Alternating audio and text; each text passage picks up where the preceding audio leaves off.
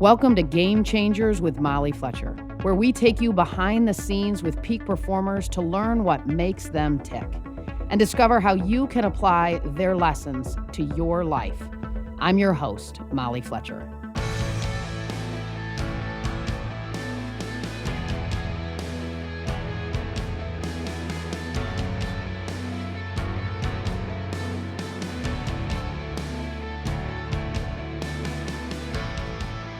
If you're a Peloton fan, you've probably sweated through a few workouts with today's guest, Robin Arzón. As Vice President of Fitness Programming and Head Instructor at Peloton, Robin believes that sweat transforms lives, and her story is living proof. Robin left behind a successful law career to embark on new adventures in the health and wellness space and has since reinvented herself as an avid ultramarathon runner and global fitness leader. To date, she's run 27 marathons and several ultramarathons, including, get this, 5 marathons in 5 days in support of MS research. Robin has been named to Fortune magazine's 40 Under 40 list and was the first ever recipient of Glamour magazine's Daring to Disrupt Award. She's also the author of 2 New York Times bestsellers, Shut Up and Run, and Strong Mama. In today's conversation, we talk about how to turn your inner critic into an inner advocate, the difference between quitting and pivoting, and why it's never too late to reinvent yourself. Here we go. This is my conversation with Robin Arzón.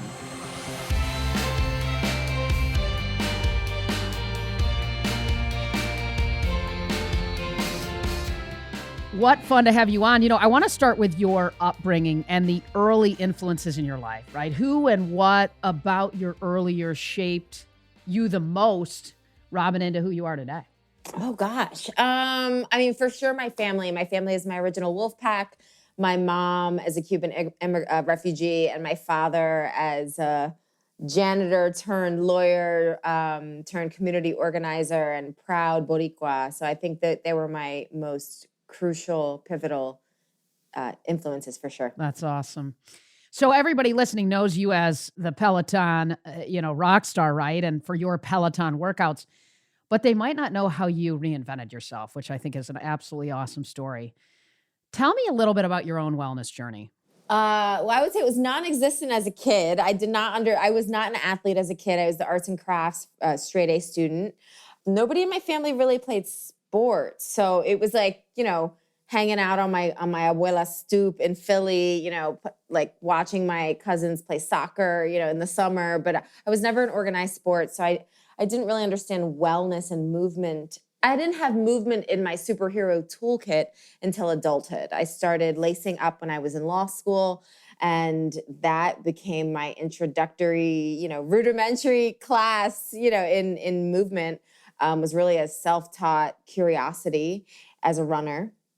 And then, ultimately as a marathoner, ultramarathoner, and slowly into what I do now as vice president at Peloton. So when you left your career as a lawyer, was it a little bit of burnout, or was it more of a desire to do something you were passionate about or something totally different? Get me inside of that. Definitely the latter. I was a corporate litigator in New York City. I was practicing for almost 7 years. And I started running, as I mentioned, during law school. And it was that discovery that really led to a curiosity of like, oh my gosh, what if I could spend my days doing more of this? This feels really good. I want more of this. Well, yeah. What would that look like if I just bathed myself in endorphins all day? People if you would have asked me at the time, how are you doing? I would have said, I'm fine. And then I realized, shouldn't I be living for more than fine? Is fine the standard that I would have for literally anything else in my life? Like, I was never a B student. Yeah. Is this grade appropriate for how I spend most of my waking hours? No. So I was underwhelmed. And it was anchored in curiosity, which I think it often unlocks so many chances for us in our own lives. So what did you do next, right? So you're like, I'm out. I want to do something that I love. I'm not good with fine. What'd you do next? Well, it was a 2-year iterative process, really, from that spark, that whisper. that increasingly became a roar. So that was about 2 years from when I had the idea to when I actually left law. I quit my law firm job 2 weeks before the London Olympic Games. And at that point, I thought, okay, I'm going to be a journalist. I'm going to use the written word and oral advocacy, which I had used, obviously in my law career, as something in the world of sport, something in the world of storytelling and narrative around sport. So I just created a blog. I had created a blog when I was still a lawyer training for marathons, or my first marathon. And I quit my law firm job and I just said, okay, I'm here. So I was at the London Games and I was interviewing athletes like Bolt and Kara Goucher and Allison Felix, and totally rogue. I mean, I was just holding my iPhone in front of these people being like, asking incessant questions. And it's pretty cool now that I've had a chance to become friends with them and work with them under the Peloton umbrella and outside of it. And that just blows my mind. But initially it really was just, how can I get around these people? Yeah, and just, cool. I'm sure you can relate. It's just like, how can I be in this ecosystem of greatness? So that's how it really started. And then, Peloton came about when I sent a cold email to the company after reading a blurb on John Foley and Peloton. Way. And I sent a cold email to the company. I was like, we need to work together. That is outstanding. That is awesome. Well, and it is. I mean, it's a front row seat to peak performance, right? I mean, when you're holding that microphone, and now obviously it's amazing. You know what I think is so cool about your story is that there's so many people in the world right now that are, thinking about changing their career, right? That are maybe feeling a little bit stuck. What advice would you give that person that's been, you've been in that spot and then you had the courage to make the change, right? To not be okay with fine. What advice do you give people that are navigating things like that? Oh, it's twofold. So I did a really honest assessment of my skill set and what I could leverage and what I needed to learn, right? So I knew I could leverage my law degree. I knew I had a mind for business, but I needed basic certs. I got certified as a running coach. I got certified as a spin instructor, the basic skill set that I really needed to develop. And just, Malcolm Gladwell's 10,000 hours doing the work, doing that stuff. So there was that piece of it. And then I call it a 3-part audit. I knew that I was about to invest or engage in a really significant change. So I did a 3-part audit. First was physical, because I knew I couldn't build this new empire on a completely depleted tank. So I did a physical audit of how am I feeling? Literally going to the doctor, I was like, I got healthcare under my law firm. I got every, test under the sun just to make sure that I was good. Then I did a real more existential or spiritual audit of what is my why? Write it down. That's when I started a journaling practice. I started a visualization practice. I started doing vision boards, just really trying to get everything in my head out into the universe and in some cases out on paper. And then the third was a really brass tacks financial audit. If you're going to be changing, your income, going without income, perhaps going back to school, you really need to, get a sense of what that looks like and how you can continue to support yourself. How do you, and I love the way you break that down, right? That's so applicable to so many people to be able to think about it in those 3 categories. Let me ask you this, right? How would you think about the difference between quitting and pivoting, right? I mean, get me inside of your mindset as far as that's concerned. That's, I've had to really distill that nuance for myself quite a few times over the years. And the pivot is usually at an inflection point when you're realizing that the speed with which you were going to achieve something or the route that with which you were going to achieve something needs to be adapted. And I think that pivot, we have to pivot and iterate thousands and thousands of times. Quitting is an honest assessment that you no longer want to go towards that finish line. For ambitious folks, for really driven folks, sometimes that is appropriate. But I like to see how can I pivot and iterate rather than quit. Because usually there's a way to make it, to iterate and pivot rather than quit. Love it. And I think you're right. I mean, I think change is pretty constant. I'm not sure it's going away, right? So we've got to be able to call audibles all day long, I think, as we navigate our lives. You're incredibly driven. There is no doubt about it. I mean, getting inside of your world, it's absolutely awesome. But you're also very aware and intentional about how you manage your energy, right? I mean, you're highly driven, but you clearly manage your energy incredibly well. How do you maintain your drive, which is intense, certainly, and also protect your energy for the things in your life that matter most too? Yeah, well, energy is currency, right? So we're spending it every single time we engage in anything, scroll on social, answer an email, and of course, like the real physical expenditures of life. It's not even a sexy answer. It's the basics. It's sleep hygiene. It's drinking water. It's eating a vegetable, honey. You know what I mean? Like, it's not that sexy, and we know there are like thousands of resources out there to, get us to find information, including this podcast, so we know what we're supposed to do, but we're our own worst enemies. We are our own biggest roadblocks and impediments to actually doing it. I think that understanding how we regain our energy systems individually and what it feels like to expend them and when we're expending them is actually huge. Like, you can be the own map key to how to navigate your next finish line, literal or figurative, when you start to understand that. Like, I'm an outgoing introvert. Like, I expend energy. Recently I was hosting, I helped congratulate and host Tunde, fellow Peloton instructor, on her latest book, Speak.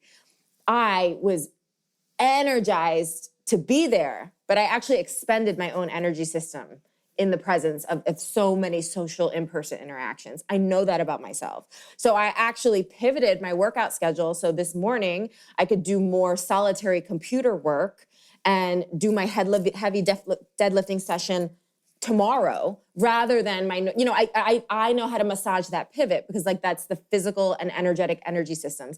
And it's sleeping, eating, fueling for greatness, and knowing also how to say no. Like, you're not supposed to say yes to all of the bullshit. Like, you're just not. And, maybe you don't need to make cupcakes for Jimmy's game. Like, delegate and say, this actually isn't that important to me. I don't need to be the best XYZ. Like, close down Pinterest and Instagram and figure out what actually is meaningful in terms of achievement, and use that work back approach. I love it. I mean, I always say, look, if you don't decide where your energy goes, everybody else in the world is going to decide for you. And I love the way you just described that, Robin, because to me, we have to pivot and look at our schedule through the lens of energy. And you kind of spoke to that, right? Like, we've got to say, what are the things that give us energy, and we got to protect them in our calendar? What are the things that drain us? We got to unload them, right? I love how you talked a little bit about balance, right? And how that's not necessarily something that you want to strive for. How do you think about that instead?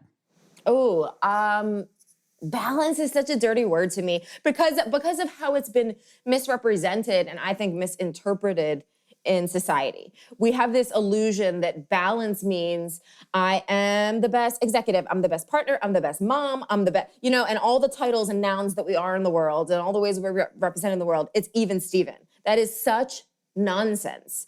And I think it's really destructive, especially for caregivers, especially for women, and especially for folks who consider themselves multi-hyphenate and wear many hats, which I think in this day and age, most of us do, which I think is absolutely incredible. We're not just one thing. But in order to be many things, we have to prioritize. And I think that instead of striving for balance, we should strive for defining kind of a purpose or a values list and a process that supports that. So I think it's when purpose meets process is when we feel alignment. And I strive for alignment more than I strive for balance. There are some days where I'm 70% executive and entrepreneur and 30% partner and mom. And there are some days where it's going to be like I'm 90% with Athena and everybody else can just go take a seat, and I'm deciding what my priority list is in that given moment. It's not easy, but I do delegate, I prioritize, I use my no, and most days I find that I am in alignment with what my priority list was in that day. So it's not balance. Well, I mean, to me, what you're also saying, you've taken time and energy to get really clear on the prioritization. And then that clarity, to me, creates an opportunity to say no and yes to the things that matter most based on, as you said, your values.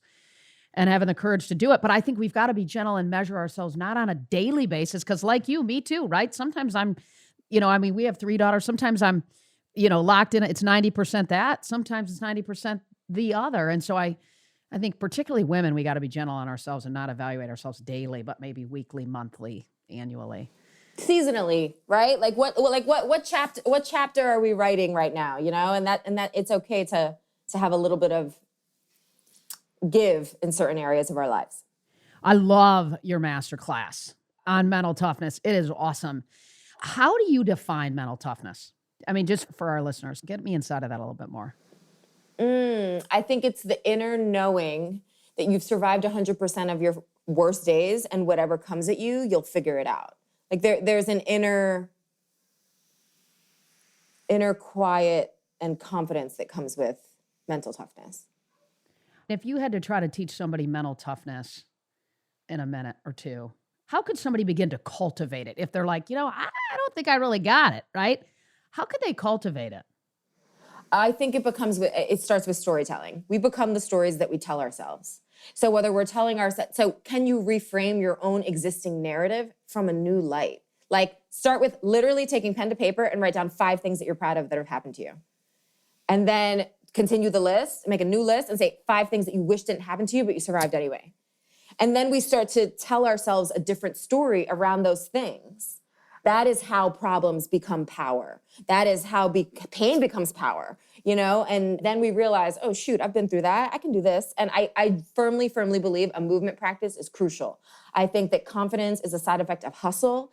And you can't tell me anything once I've lifted a weight over my head. Like, try again. No, nope. After I finished a 20-minute Tabata ride, good luck trying to tell me something that, So that is intoxicating, right? And then when life really hits, like the serious stuff, we have a backbone that knows how to keep us stable and strong and enable us to give us the strength to hit back.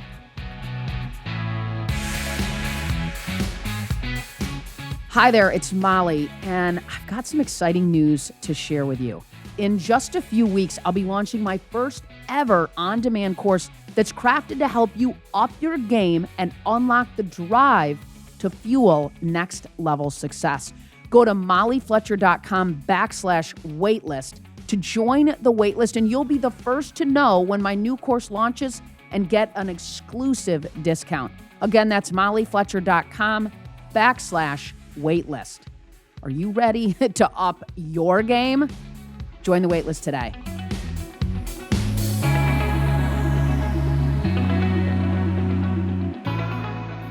A friend of mine once said, you can't think your way into confidence, right? I think it's so true. I mean, you got to do it. You got to hustle. You got to get after it. That's how you get more confidence. And I love layering on the mental gymnastics. Like the sports psychology piece of it is fascinating. I'm enthralled by it. But that you really need to marry that with action being an antidote to anxiety, focus being an antidote to fear. Like that, it involves a forward momentum of something. Yeah.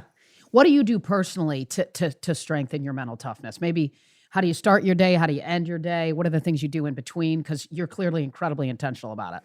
Yeah, I have a few tools. So my journaling practice is a big one, and that's one that I find it's a good ROI on time. Like I can journal for just a few minutes and feel like I'm clearer and I'm unencumbered from the gunk.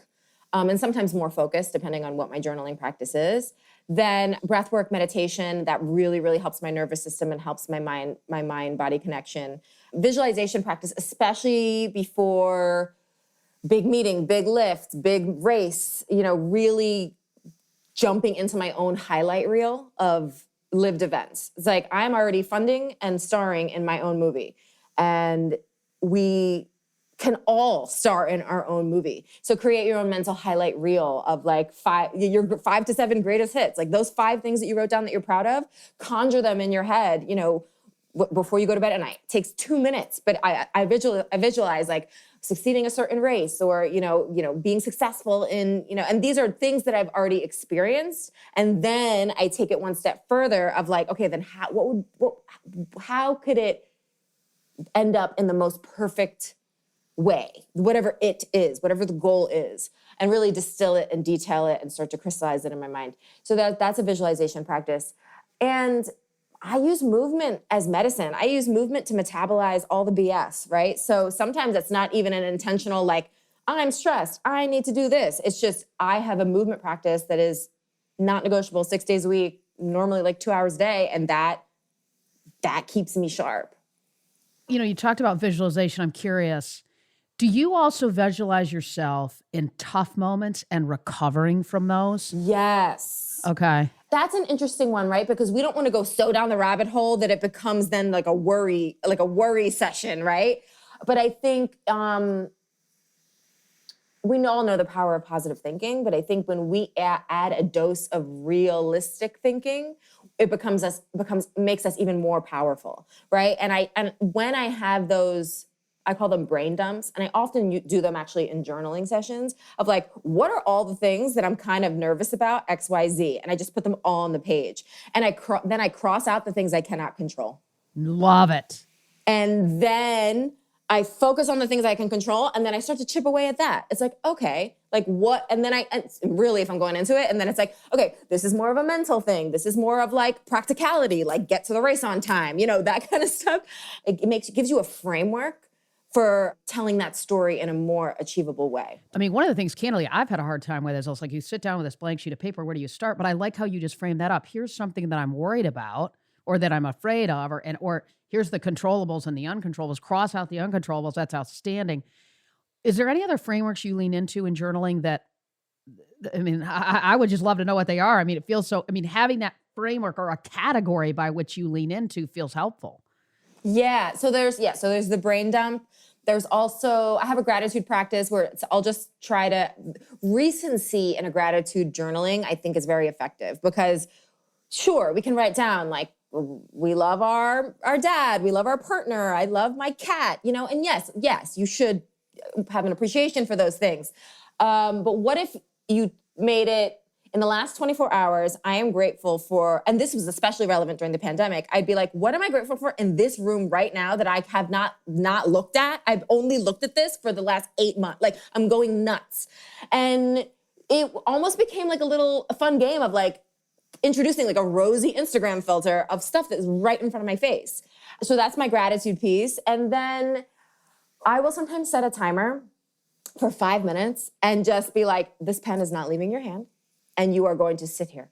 And sometimes the first minute, I'm like, this is so silly. And then things come out that I'm like, it might be a great idea, or it's something that is in the recesses of my brain that I'm like, oh yeah, when I was 9 years old, and it just needed to come out, right? And I don't revisit a lot of these journaling sessions. It's just a process. And then I also have like notes apps and stuff in my phone when it could be from a color to a word to an experience to something I see on the street in New York City, like I'm on a run and it's like a pastiche of just stuff.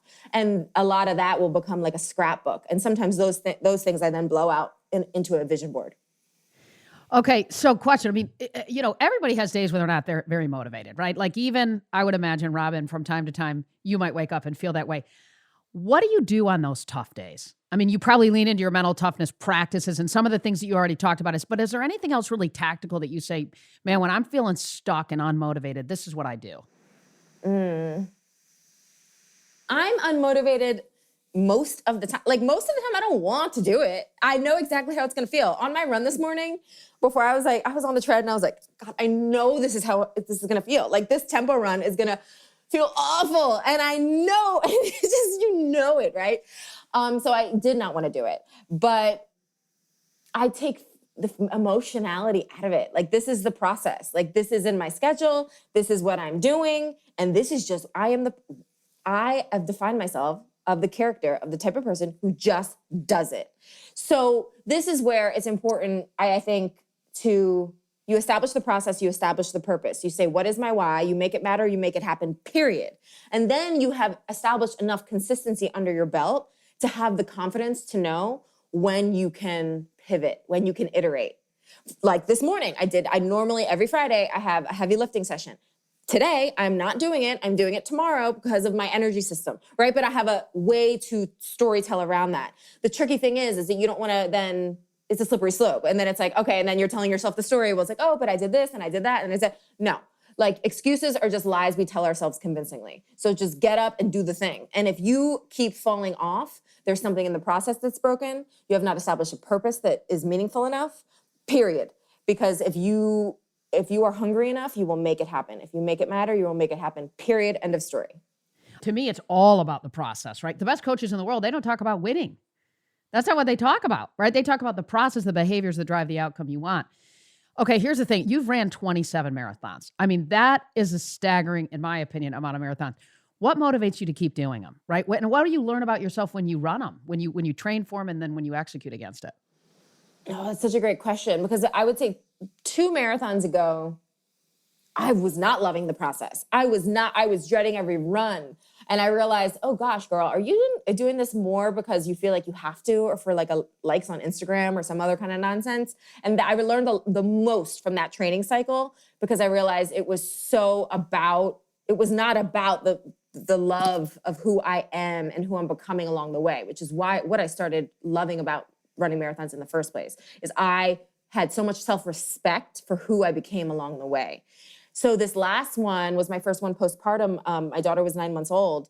And that was so illuminating, because I was back to basics. I mean, these first runs, I was like, I'm a total imposter. I wrote a book about running and I don't even know how to run. Like, this is a joke. I would just cry. It was awful. But little by little, my mantra became consistency over intensity, because I can lean into intensity pretty easily. But I was like, just keep showing up. And I don't care what this 3 miles feels like, just do it.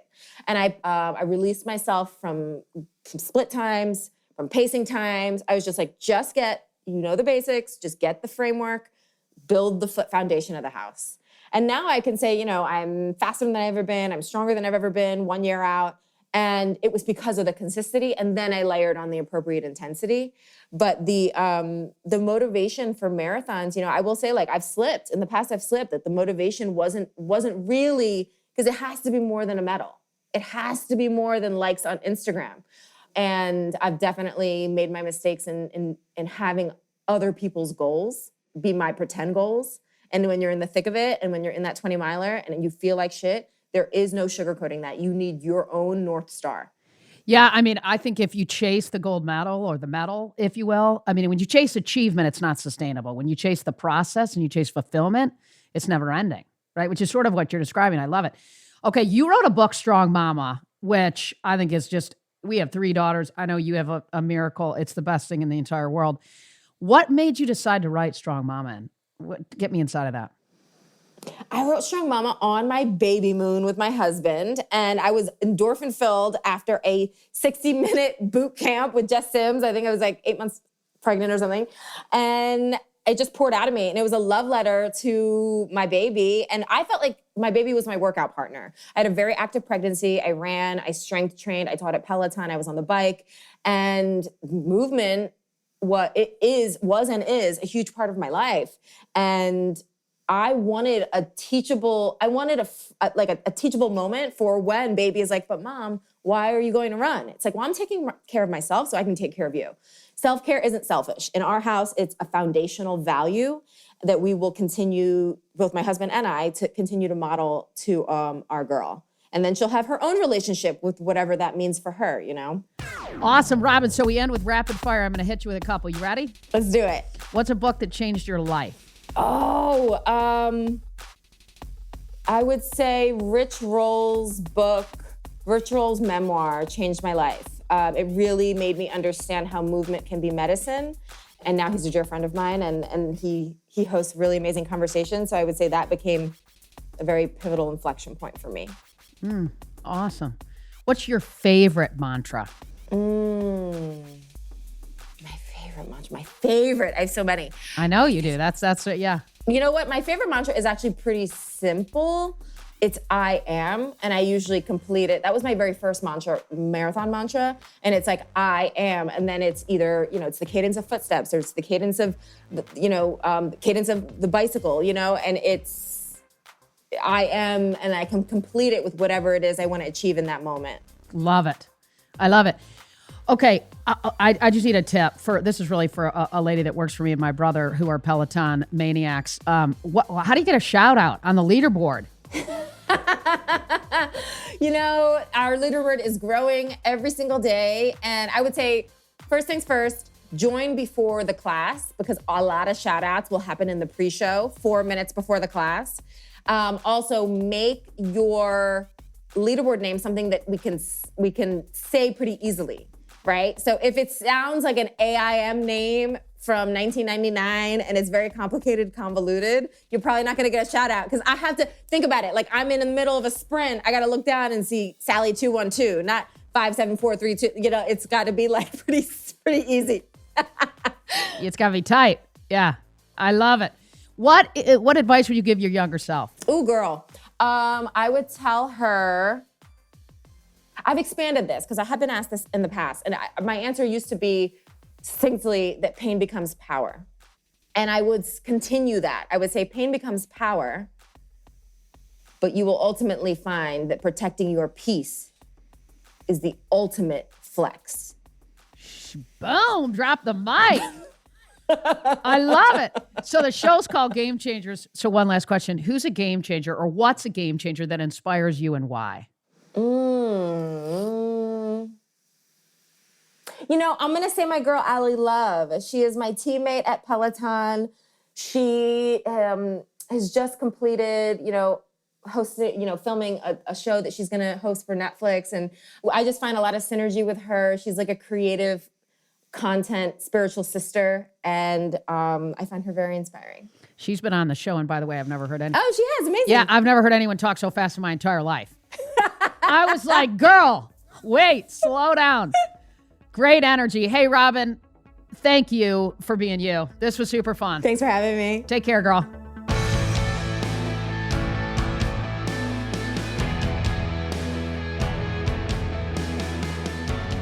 What a gal. Golly, wow. Here are a few of my favorite takeaways from this one. Number one, excuses are just lies we tell ourselves convincingly. Amen. This is a good one to write down. Throw this on your fridge, on your mirror, at your desk, at your office, because I guarantee the next time you hear that little excuse voice that many of us find inside of our heads sometimes, you're going to remember that it's a lie you are telling yourself. That's good stuff, Robin. Number two, strive for alignment, not balance. Wow, I get asked this question a ton. As a wife and a mother who works, this question comes up quite often. And I think at some level, it's something that we're all reassessing in our own lives, particularly over the last several years. So I love the way Robin talked about striving for alignment, right? That's a really a bit of a different mindset than striving for balance. I wrote this one down too in my notes. Alignment is when purpose meets process. Another solid piece of advice. Number three, we become the stories that we tell ourselves, right? You are the narrator of your own life. And we all, as human beings, we tell ourselves stories. Some serve us, some don't. This one reminded me of a conversation that I had with Laura Gottlieb. And it's episode 89. So if you want to go deeper here, check this conversation out. Number 89, how changing your story can change your life. When Robin said that, it certainly reminded me of Lori's comments as well. Robin Arzón, no excuses. Strive for alignment, not balance.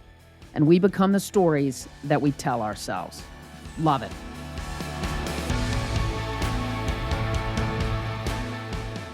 Thanks, as always, for listening to Game Changers with Molly Fletcher. If you like the show, be sure to subscribe on Apple Podcasts. There you can listen to previous episodes and leave us a review, which helps other people find out about the show. This episode was edited and sound designed by the team at Sound On Studios. You can find out more about their work at soundonsoundoff.com. Check it out. For more about me, visit mollyfletcher.com. Until next time, stay curious and be bold.